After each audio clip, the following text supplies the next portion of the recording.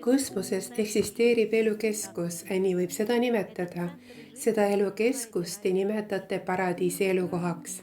Paradiisi saareks, tema ümber on niinimetatud vaimselt kõrgelt arenenud planeedid, kus on olemas igavene elu. Kui vaadata kosmose ülesehitust, siis kõrgemal on keskus, seejärel veidi allpool on niinimetatud laboratooriumid ja veelgi kosmoseruumis allpool asuvad superuniversumid. Need on multikultuursed maailmad. Algselt kosmose järjekordsel kujunemisel olid loodud kõrgelt arenenud olendid. Need kõrgelt arenenud olendid lõid oma järglased oma näo järgi.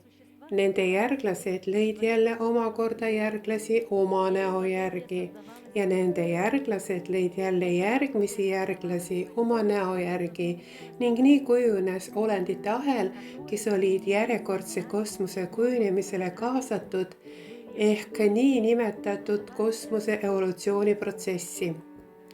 Kõrgelt arenenud olendid programmeerisid ja lõid selle planeedi ja teiste planeetide arendamiseks plaani. See hõlmas arusaama, et ühel päeval tõusevad selliste planeetide olendid väga kõrgele vaimse arengu tasemele ja võivad jõuda isegi nende tasemeni. Nad lõid niinimetatud taevariigi, vaimse kultuuri, kõrge evolutsiooniga maailmad, kus elavad kõrgelt arenenud tsivilisatsioon. Plaanis oli ja see kehtib ka tänaseni, et teie vähem arenenud olendid, kellel on suur arengupotentsiaal, saaksid oma elu jätkata nendes vaimse kultuuriga maades. Muidugi on olemas niinimetatud nende planeetide püramiidi taoline struktuur. Seda võib nii selgitada. See planeet, kus te praegu evolutsioneerute, asub püramiidi allosas. Püramiidi tipus on elu alguse igavene elupaik, mida nimetatakse paradiisi elupaigaks ja kõik, mis selles püramiidis allpool eksisteerib, on kõik evolutsiooni abistamise tasemed. Võib öelda ka nii, et elukohamaailmad, taevariik, kõrge vaimse kultuuriga maailmad, maavälised maailmad, vaimse tsivilisatsiooni maailmad, kõrgelt arenenud vaimne tsivilisatsioon, need on need üleminekukultuuri maailmad, kus te omandate enda jaoks üha uusi ja uusi kogemusi, avate järjest rohkem ja rohkem uusi täiuslikke võimeid ja võimalusi. Need taevariigi rohkearvulised vaimse kultuuriga maailmad on ökoloogiliselt täiesti puhtad.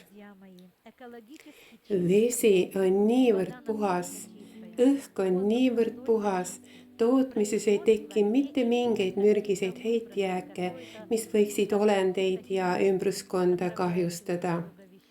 Kõik on ehitatud ja valmistatud ning loodud kõrgemate tehnoloogiate tasemel.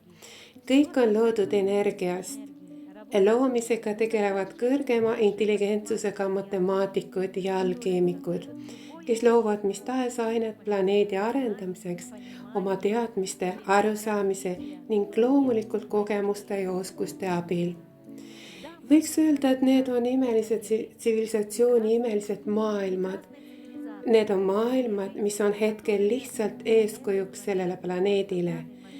Iga jumala lapse ülesanne siin planeedil on saada täiuslikuks nagu looja. Kui üldiselt rääkida, siis on kogu kosmosel oma evolutsiooniplaan. Evolutsiooni viimane etapp on kosmilise reaalsuse täiusliku kosmose täielik ja täiuslik täiuslikkus, kus looja ütleb teile, ole täiuslik, nagu mina olen täiuslik.